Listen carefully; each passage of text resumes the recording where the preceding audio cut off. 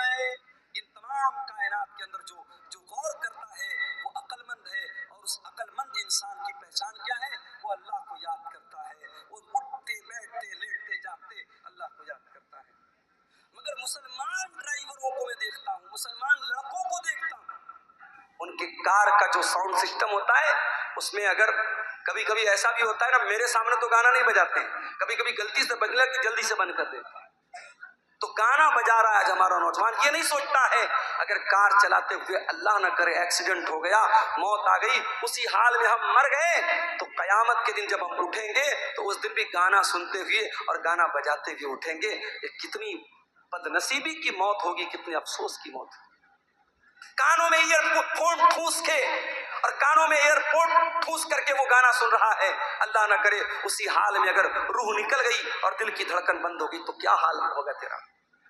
इसलिए कि अल्लाह के नबी फरमाते हैं इन्नल अब्द युबासु अला मा मात अलैहि, बंदा जिस हाल में मरेगा उसी हाल में कयामत के दिन उठाया जाएगा। जो कुरान पढ़ते हुए मरेगा वो कुरान पढ़ते हुए उठाया जाएगा, जो गाना सुनते हुए मरेगा वो गाना सुनते हुए उठाया जाएगा, जो गंदी वीडियो देखते हुए मरेगा वो गंदी वीडियो देखते हुए उठेगा, जो ज़िना करते हुए मरेगा वो ज़िना करते हुए उठेगा, जो शराब पीते हुए मरेगा वो शराब पीते हुए उठेगा, जो हलाल काम करते हुए मरेगा वो हलाल काम करते हुए उठेगा। हत्ता कि अगर कोई हाजी हज करने गया है, अल्लाह के नबी ने फरमाया अगर इहराम की हालत में हाजी का इंतकाल हो जाए तो उसको अलग से कोई कफन पहनाने की जरूरत नहीं है, उसी इहराम के कपड़े में उसे कफना दो। इसलिए कि कयामत के दिन वो हाजी जब उठेगा तो उसी इहराम के कपड़े में उठेगा और लब्बैक अल्लाहुम्मा लब्बैक कहते हुए उठेगा।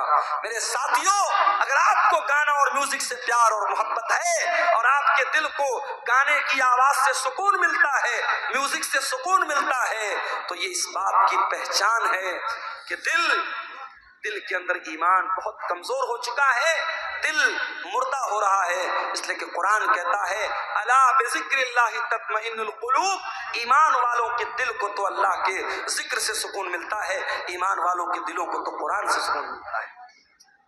हमारे प्यारे नबी सल्लल्लाहु ताला अलैहि वसल्लम कुरान पढ़ा भी करते थे और कुरान सुना भी करते थे।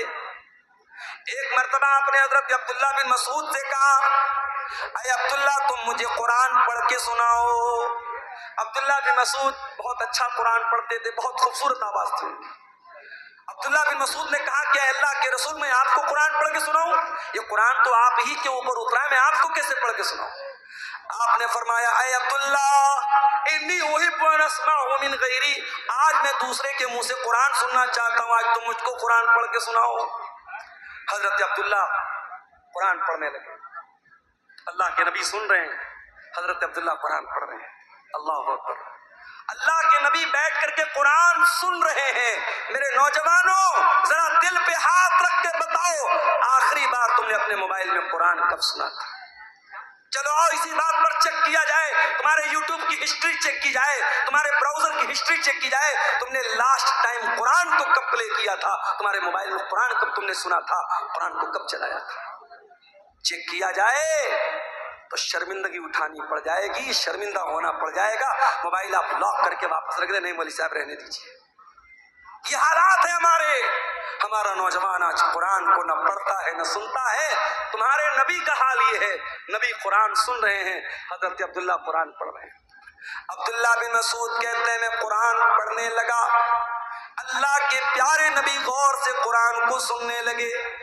मैं सूरह निसा की तिलावत कर रहा था, मैं पढ़ते पढ़ते जब सूरह निसा की आयत नंबर 31 के ऊपर पहुंचा, फकैफ इज़ा जीना मिन कुल्लि उम्मतिन बिशहीद व जीना बिका अला हाउलाई शहीदा।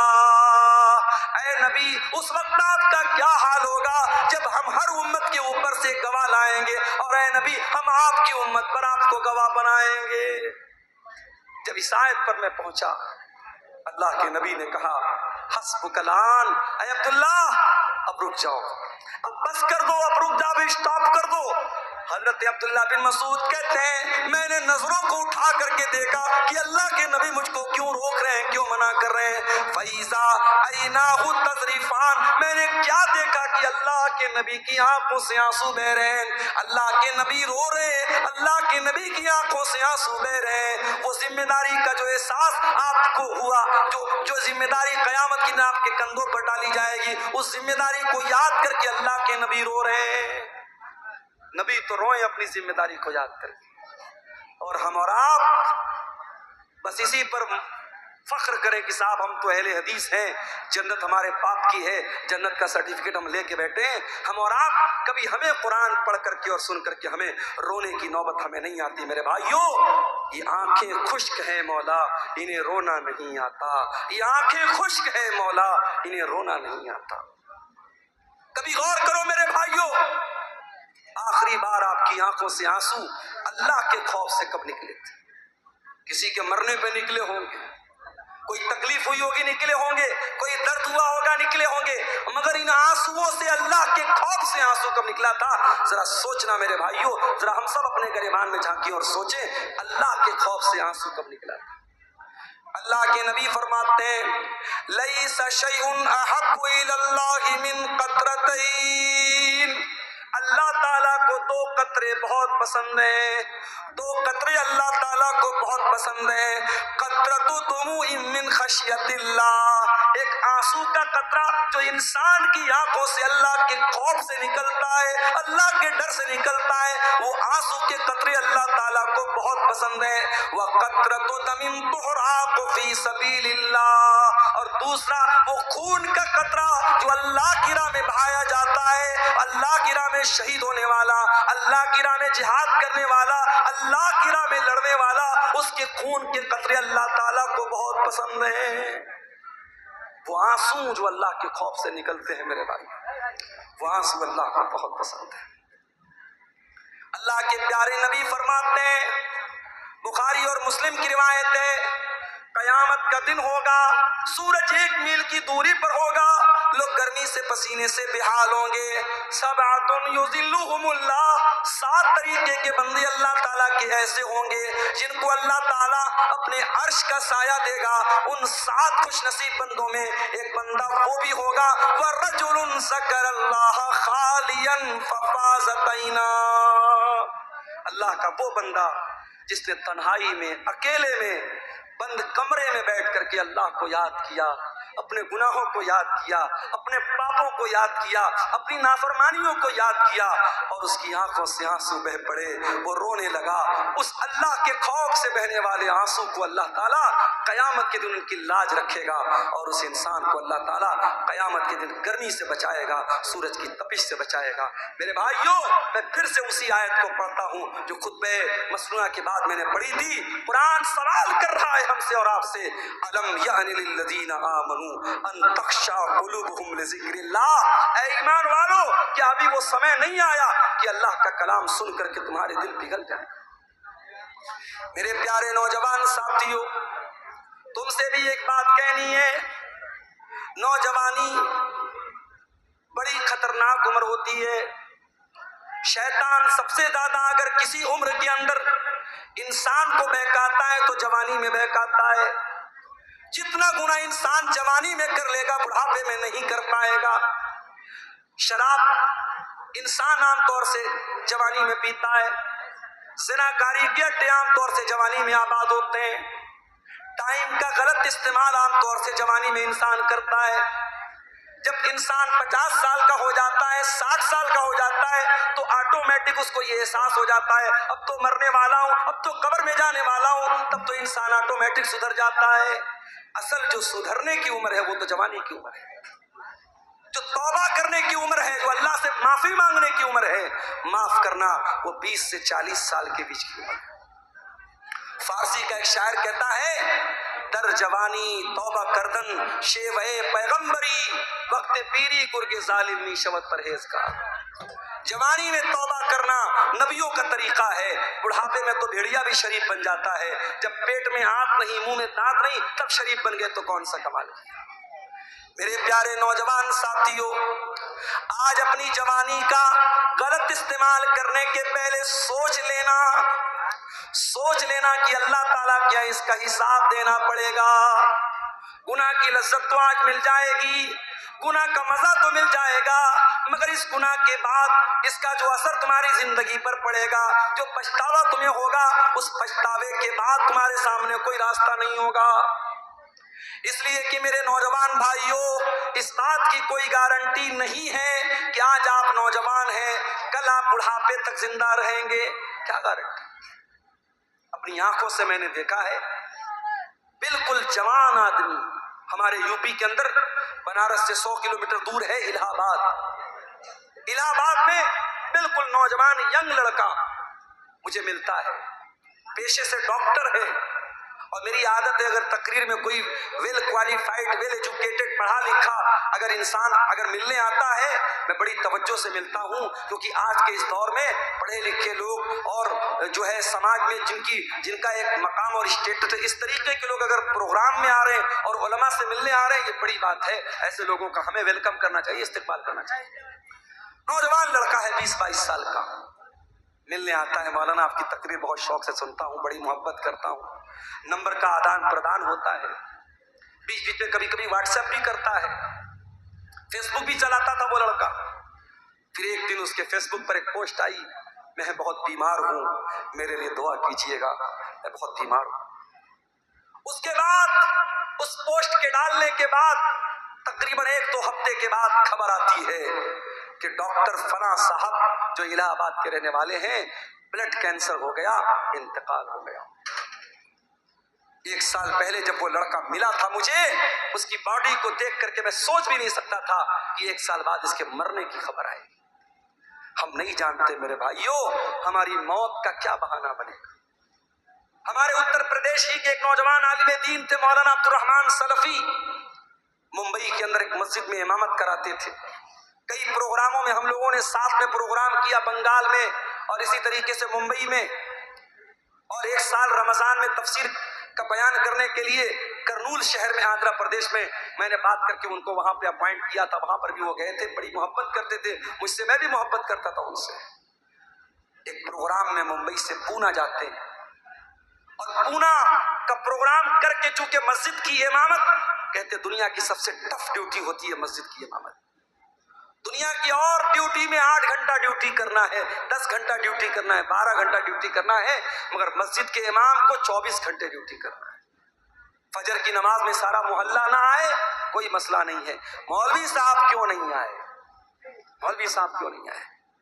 مولوی صاحب شادی شدہ ہیں, بیوی کے ساتھ رہتے ہیں, ہو سکتا ہے ناپاک ہوئے ہو, طبیعت ٹھیک نہ رہی ہو, رات میں نہانے کا موقع نہ ملا ہو, پانی گرم کرنے کا موقع نہ ملا ہو, کوئی بھی وجہ رہی ہو, نہیں صاحب امام صاحب کی تنخواہ کاٹی جائے گی, فجر کی نماز میں کیوں نہیں آئے. یہ آج کیا ہو رہا ہے؟ میں سمجھ رہا ہوں بارش کا موسم ہے, دھیرے دھیرے یہاں بارش کی بوندیں ہمارے یوٹیوبر حضرات کے موبائلوں پر بھی چھو رہی ہے. بہت لمبا ٹائم نہیں لوں گا آپ سے, کچھ دیر اور صبر کر لیجئے, قرآن و حدیث کی باتیں ہیں, انشاءاللہ فائدہ ہوگا. میرے بھائیوں آج سب سے ٹف ڈیوٹی اگر کسی کی ہے تو امام کی ڈیوٹی ہے. مولانا عبد الرحمن سلفی بالکل ینگ ایج کے 2 چھوٹے چھوٹے بچوں کے باپ ہیں. میں ان کے گاؤں میں بھی گیا ہوں, اتر پردیش میں سدھارتھ نگر میں ان کا گاؤں ہے. پونا میں پروگرام ہوا, رات ہی میں ان کو ممبئی واپس آنا ہے کیونکہ فجر کی نماز بھی ان کو پڑھانا ہے. وہاں ممبئی اور پونا کے بیچ میں ٹیکسی چلتی ہے, اور بڑی اسپیڈ میں وہ ٹیکسی والے چلاتے ہیں کیونکہ ان کو رات میں جلدی جلدی ممبئی سے پونا, پونا سے ممبئی کرنا رہتا ہے, زیادہ پیسہ کمانا رہتا ہے. ڈرائیور نے بے حساب گاڑی چلائی, بڑی اسپیڈ میں گاڑی چل رہی تھی, 100-150 کی اسپیڈ میں گاڑی چل رہی تھی. ایک جگہ راستے میں جو ڈیوائیڈر ہوتا ہے اس ڈیوائیڈر میں لے جا کے ڈرائیور نے پوری اسپیڈ میں گاڑی ٹھوک دی. گاڑی کے اندر 10 لوگوں میں سے 7 لوگ آن دا اسپاٹ انتقال کر گئے. مولانا عبد الرحمن سلفی اللہ رحمت مغفرت فرمائے, آن دا اسپاٹ ان کا انتقال ہو گیا, پورا سر پچک گیا اور بڑی مظلومانہ طریقے سے ان کی موت ہو گئی. کیا وہ پونا جانے کے پہلے انہوں نے سوچا تھا کہ میرے ساتھ ایسا ہو جائے گا؟ ہم نہیں جانتے میرے بھائی کون سا ایکسیڈنٹ, کون سی بیماری, کون سا بہانہ ہماری زندگی کی सांसों की डोर को खत्म कर देगा, हमारा दिल धड़कना बंद हो जाएगा। मेरे भाइयों, जिंदगी का नाजायज इस्तेमाल मत करो, जवानी की इन घड़ियों का मिसयूज मत करो। इस जवानी में गलत काम करके अगर अल्लाह के चले गए बगैर तौबा किए तो पछताना पड़ेगा मेरे भाई। अंतकुल नफ्सुन या हसरता अला मा फर्रतु फी जंबिल्लाह। ऐ मेरे बंधु, अल्लाह से तौबा कर लो, माफी मांग लो, सुधर जाओ, इसके पहले कि कयामत के दिन तुमको कहना पड़े कि हाय हमारी बर्बादी, काश मैंने ये लापरवाही न की होती। व इन कुन्तु लमिन साखिरीन, काश मैंने अल्लाह के दीन का मजाक न उड़ाया होता, काश मैं भी दीन पर चलता, मैं अल्लाह के रास्ते पर चलता। मेरे भाइयों, कभी बर्फ बेचने वाले को आपने देखा होगा, बर्फ बेचने वाला जितना जल्दी पॉसिबल हो बर्फ बेच के निकल जाना चाहता है, क्योंकि जितनी तेजी से उसकी बर्फ पिघलेगी उसका पैसा बर्बाद हो जाएगा। एक आदमी मार्केट में बर्फ बेच रहा था, सुबह से दोपहर हो गई, थोड़ी सी उसकी बर्फ बिकी थी और बड़ी तेजी से दिन गुजर रहा है और बर्फ उसकी पिघलती चली जा रही है। एक आदमी ने देखा कि वो बर्फ बेचने वाला जब दोपहर हो गई और बर्फ नहीं बिक रही है तो वो चिल्लाने लगा और कहने लगा कि ऐ लोगों, इसके पहले कि मेरा कैपिटल खत्म हो जाए, मेरी पूंजी खत्म हो जाए, मेरा सरमाया खत्म हो जाए, मेरी बर्फ को खरीद लो, मेरा बर्फ खरीद लो, इससे पहले कि मैं लुट जाऊं, मैं बर्बाद हो जाऊं। वो आदमी कहता है, उस बर्फ बेचने वाले को जब मैंने देखा तब मुझे कुरान की शायद का मतलब समझ में आया, वल अस्र इन्नल इंसान लफी खुस्र, कसम है जमाने की, बेशक इंसान बहुत बड़े घाटे में है। जो इंसान अपने टाइम की कदर न करे, अपने समय की कदर न करे, अपनी जवानी की कदर न करे, अपने टाइम का सही इस्तेमाल न करे, उससे बड़ा खसारे में और उससे बड़ा नुकसान उठाने वाला मेरे भाइयों कोई नहीं है। आज हमारे नौजवान साथियों को इस पर भी गौर करने की जरूरत है कि आप अपनी जवानी को कहां गुजार रहे हैं।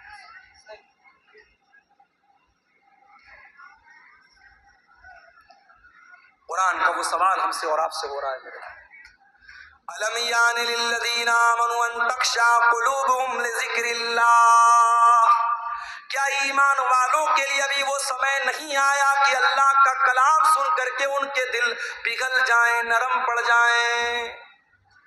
आज हमारे दिल इतने कठोर हो चुके हैं, मुर्दे को दफनाने के लिए कब्रिस्तान में लेकर के जाते हैं, अपने हाथों से कफनाते हैं, दफनाते हैं, मिट्टी देते हैं, फिर भी हम कोई एहसास नहीं होता कि एक दिन हमारे साथ यही होने वाला है। मेरे प्यारे भाइयों, आज एक बंद कमरे में लाइट को बंद कर दिया जाए, पंखा बंद कर दिया जाए, कमरा बंद कर दिया जाए, चारों तरफ से पैक कर दिया जाए और उस कमरे में हमको रखा जाए, हमारा दम घुटने लगेगा, हम बेचैन हो जाएंगे। ओ लोगों, जरा तसव्वुर करो, जरा गौर करो, कब्र के अंदर जब आप जाएंगे मेरे भाइयों, हम और आप जाएंगे, उस कब्र के अंदर हमें रखा जाएगा और मिट्टी डाल करके लोग चले जाएंगे। न वहाँ कोई लाइट होगी, न वहाँ कोई एसी होगा, न वहाँ कोई कूलर होगा, न वहाँ कोई पंखा होगा।